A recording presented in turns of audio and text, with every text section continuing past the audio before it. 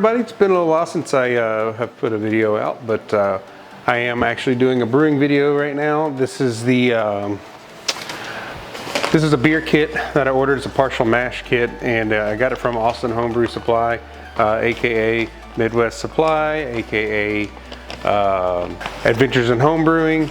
They're all one big conglomerate at this point, but I order from them because they have pretty much everything I need in stock. And if you saw my other video, they do screw up on orders. And when they screw up on orders, I kind of win. Not on purpose, but I'm winning because I keep getting extra stuff. So anyways, this is their Hoppy Winter Ale kit here. Just a partial mash. We're going to utilize the Clawhammer Supply 10-gallon starter kit. This thing is fantastic. I love it. I wish it had been around when I first started brewing, because the fact that I could just build onto it if I want to is just a cool concept in itself.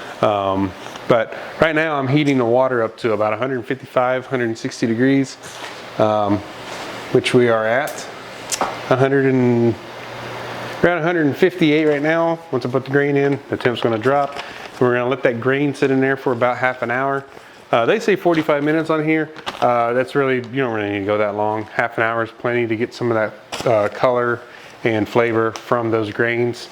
And then we're going to use 2 of these 3-pound pale malt extracts. So 6 pounds of pale malt extract will go into this. And then I like these little containers they put them in. Pretty cool, because usually they come in some kind of bag and it's kind of awkward, but putting them in something like this is actually good. So local homebrew supplies, the few of you that are left, cool concept. But yeah, we should be able to rinse these out real good and get the remaining malt out of it just by using the drain spout on my kettle here. But let's get going, man. Let's make some beer. Quite a few hops in this. I have a plethora of hops, some 3 HBU hop pellets, Cascade hops, 4 HBU hop pellets, 10 HBU hop pellets, some cluster hops, and a little more Cascade. This beer will be, we're gonna have some bittering hops, we're gonna have some aroma hops, and then we're gonna have some borderline flame out hops, which will also be flavor aroma. We're also gonna dry hop this thing, so in secondary fermentation. So let's get to rolling on this and get going. Okay, first thing I'm gonna do is I'm gonna pull this out a little bit. We're sitting at 158 degrees. So I'm gonna pull this out just a little bit from under my microwave. I have one of those above stove vent microwave deals. Just gonna move that out. I'm gonna throw the grain basket in. This is gonna act as, most of the time when you do these partial mash kits, you use a muslin bag, but with the Clawhammer stovetop starter kit, you can use the actual grain basket that comes with it. Also, you can use it for the hops later as well. So we'll go ahead and take my finely crushed grain here and get it in here.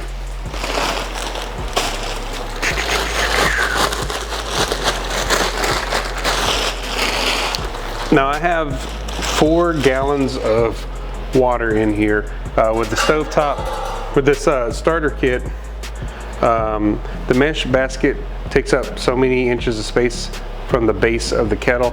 So I found the sweet spot is just to have 4 gallons of water in here, and it works perfect every time. So I'm just going to go ahead and pour this in.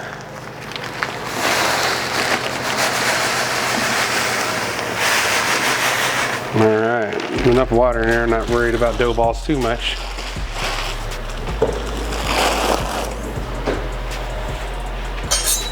Let's give it a little mash rake action in here. Just want to make sure it's well diluted. And then what I'm going to do is I'm going to kick the flame back on here and try to maintain that 155 degrees for half an hour. And then we will pull these grains out, let them drain a little bit, and we will get this bad boy ramping up to a boil, borderline boil I should say. We will add our malt extract in.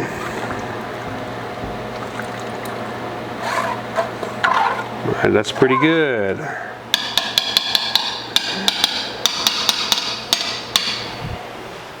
I'm just gonna put the lid on just to maintain that heat in there.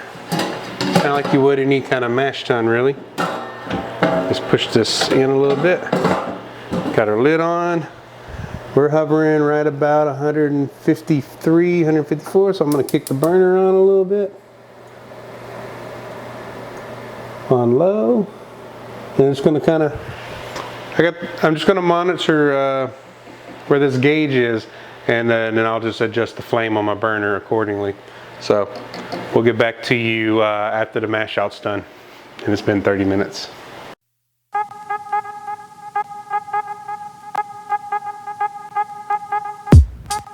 All right, it's been half an hour, so I'm gonna go ahead and get the grain basket lifted out. I'm gonna set it aside off the stove onto some pot holders here. And when I add, what I'm gonna do actually is I'm gonna add the extract after the basket has done drained. And that way I don't have to worry about anything burning or on the bottom of the kettle.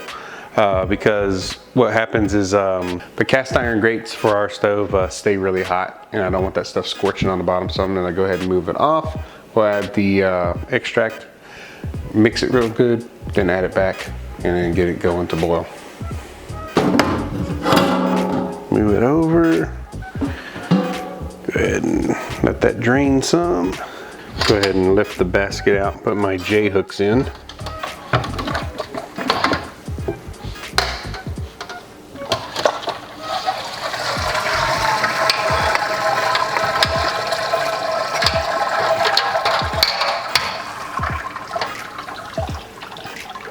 I've seen some guys just do one J-hook, but I'm gonna do all three of them. Just for that extra stability. All right, so I did end up moving the kettle back to the stove. It cooled down enough, and I wanted to make sure I had a good angle for you on my overhead camera. But I've had my malt extract soaking in some pretty hot water just to kind of loosen it up, and it looks like it definitely loosened up. So we're gonna go ahead and open it up and add it to the kettle. All right, let's go ahead and add it slowly and stir, stir, stir.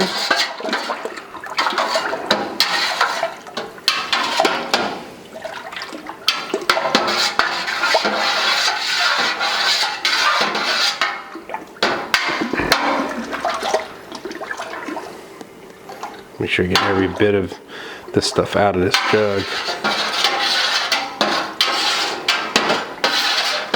All right, now I'm gonna take my spout here and just put some in here and give it a shake. Get as much of this out as I can.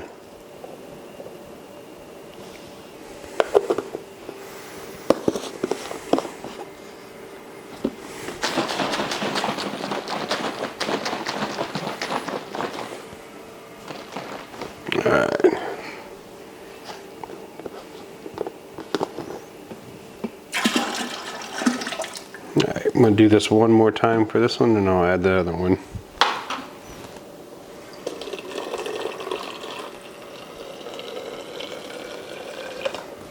It's really, really hot.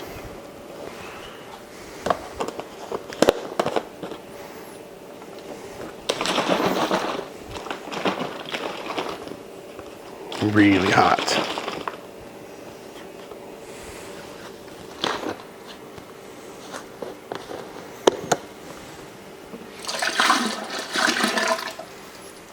Pretty clean. And recycle this.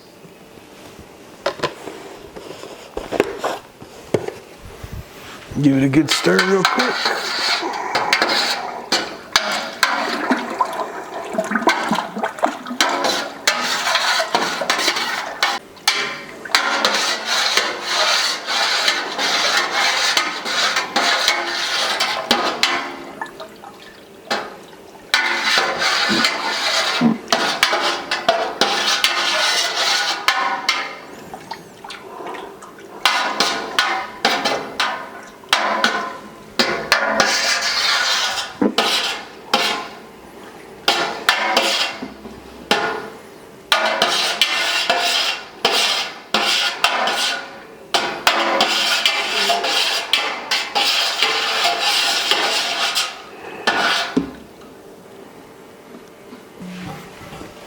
the lid back on, fire the burner up.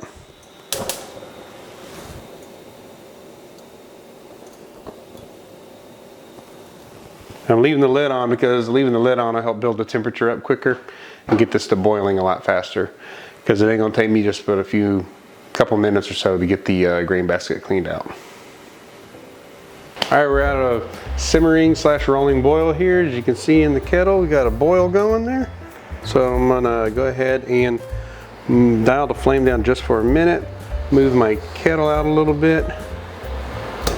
I'm gonna put my grain basket, aka hop spider, in. Like I said, I cleaned that off camera while waiting for this to come to a boil. So we're just gonna pull it forward, submerge it slowly, just push it back over top, kick my fire back up. All right, and we're ready to go. So now what we're gonna do is I've got 3 different hop packs here, a 10 HBU, a 3 HBU, and a 4 HBU. I think these are Northern Brewer hops. From what I understand, these HBU packs that Adventures in Home Brewing and Austin Homebrew Supply all provide usually are like different bitternesses of Northern Brewer hops. So we're going to go ahead and add these in straight into the hop spider, if you will. And we'll set a timer for 45 minutes. Alexa, set a timer for 45 minutes. 45 minutes, starting now. She got it set. 45 minutes, we'll add our 15-minute hop addition, which is an ounce of Cascade and an ounce of Cluster. So, but yeah, this is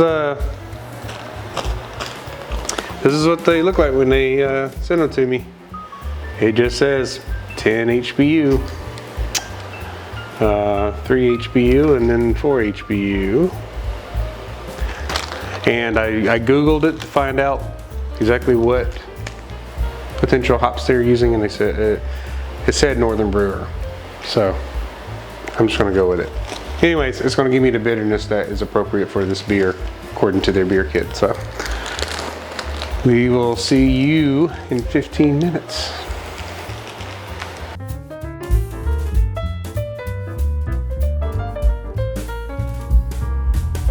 I got an ounce of Cluster and an ounce of Cascades going in for our 15-minute addition. Just drop them on in there. Alexa, set a timer for 10 minutes. 10 minutes, starting now. So we got one more hop addition to do. It's half an ounce of Cascade, that 5 minutes to flame out. And that's it. And then we'll dry hop this thing with another half ounce of Cascades when it goes into the secondary stage of fermentation. So far so good, man. Everything's been working out great. And yep, see you in 10 minutes. All right, we're gonna add our half ounce of Cascades here for the last 5 minutes. All right, guys, I got the wort cooled down using my plate chiller this time. You can also use an ice bath method, as I've done before in a prior video demoing the starter kit. I'm just getting this up to 5 gallons, 5.5 gallons, and then I will be putting the yeast on it and then connecting it to my glycol chiller. But yeah, just topping this up, then we'll pitch the yeast. Right now we're not quite there yet. A lot of sudsing though, but you want a lot of sudsing. That means there's good aeration in the wort, and that's going to be critical for yeast to survive because it does need lots of oxygen. That's a real foamy wort.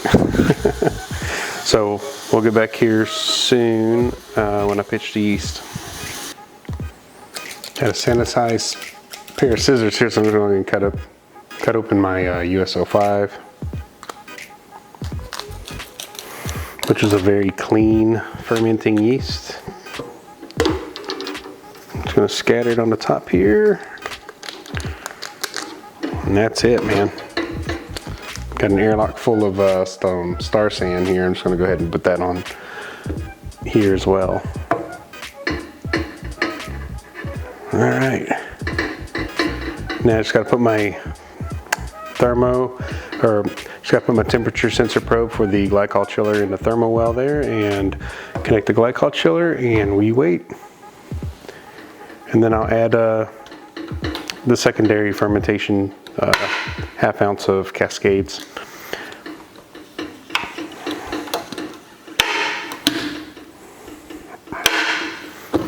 So other than cleanup, that's all we got left. And I will get back with you when this beer is ready and talk about it.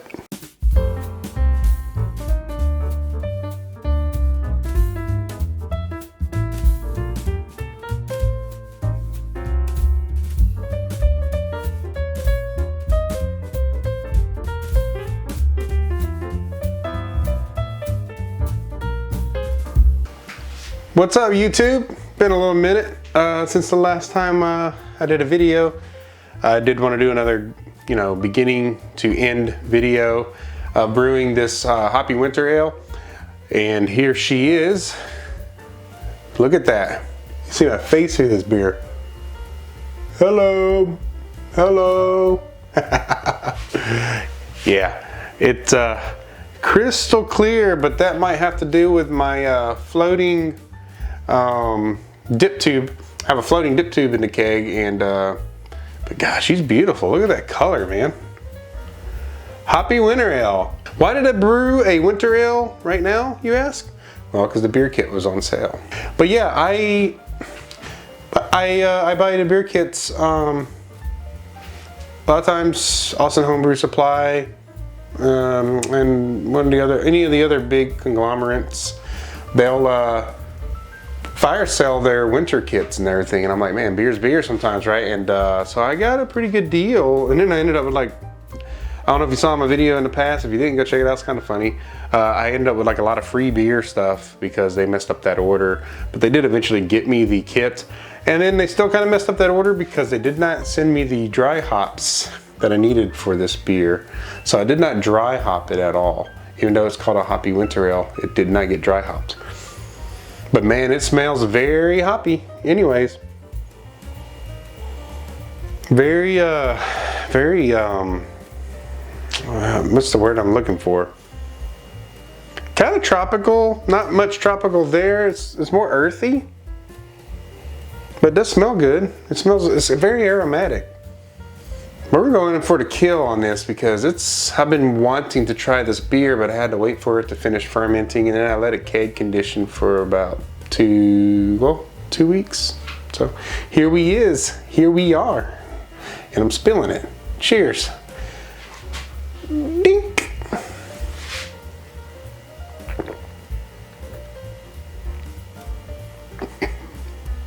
Oh man. Man, sometimes, hang on a second. Get my glassy bit of a wipe down here because I made a little bit of a mess.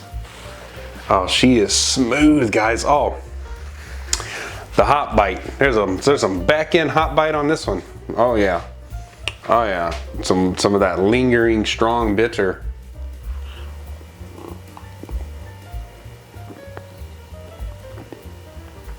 Malt profile is kind of low. The hops really do take over this beer. The malt's fairly subtle, but man, good lacing on the beer. It's a one finger head for sure on it. When I first poured it, it was like real foamy, but she settled down a little bit, and we got some good lacing on that glass. Oof. Even with the rinse aid. I know. Don't use rinse aid. Hey, what can I say? We like our glasses and stuff to dry real well in the dishwasher.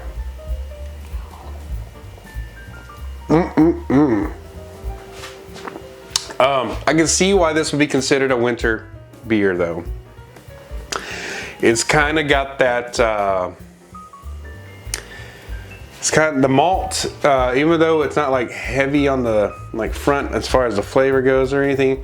It's there. It's a nice subtle malt flavor, but it still feels kind of heavy. Not sure why.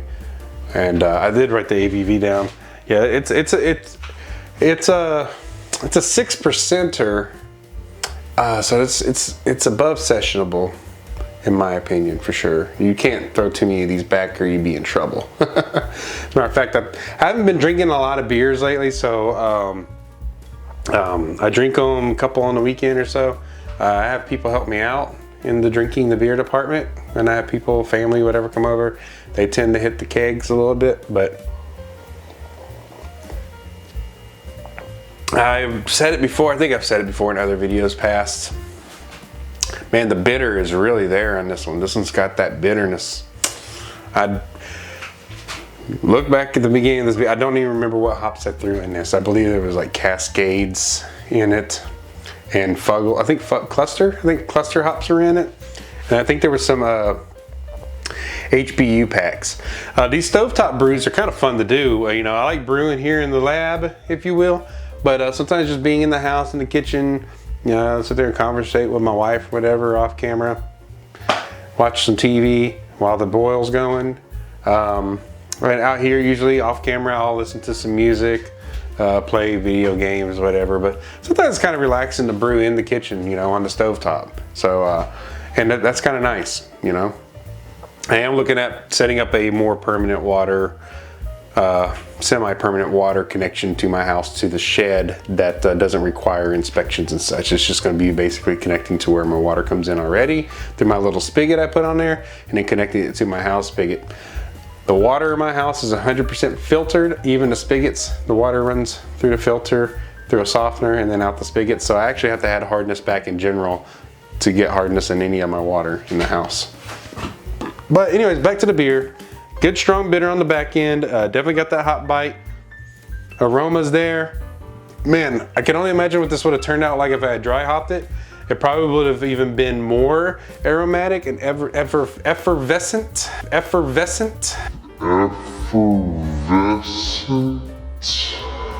And man, and the flavor profile probably would have stung a little more. But for not dry hopping it, man, it's pretty damn good.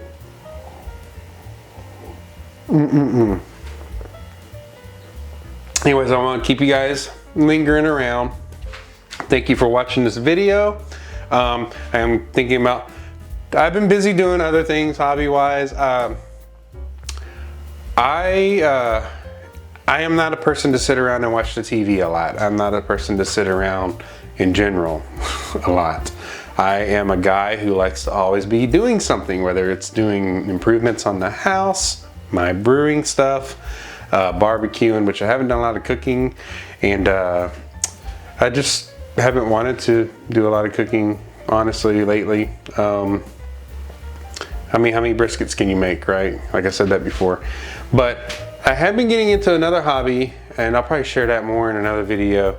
That's been kind of fun, and there's been some learning curves involved with it, but it's been fun. And I'm probably going to start including a little bit of that on here, just because, you know, I feel like I want to video things, but they don't really fall into the barbecuing and brewing category. But man, I am a man of many hobbies.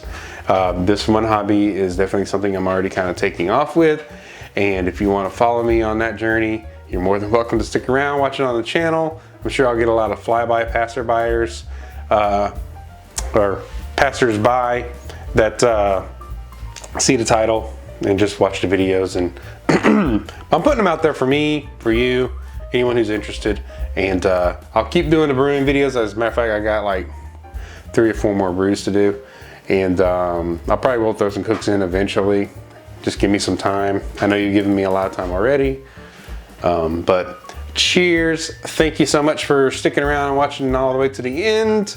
And I will be putting a video out here soon showing off what my new hobby is, and we can talk about it, and you might even be intrigued and be interested in it as well. You can get into it, not terribly expensive. Brewing is actually more expensive to get into than this other hobby, so stick around. That was a teaser. Cheers, guys. Take care of yourselves. Happy soon to be summer. Memorial Day's around the corner. Everybody's ready to get in their swimsuits, hop into some pools, rivers, lakes, whatever. It's time to just soak up the sun for a little bit, enjoy summer, and put all the noise behind, whatever that noise may be in your life. Cheers. Take care. Prost.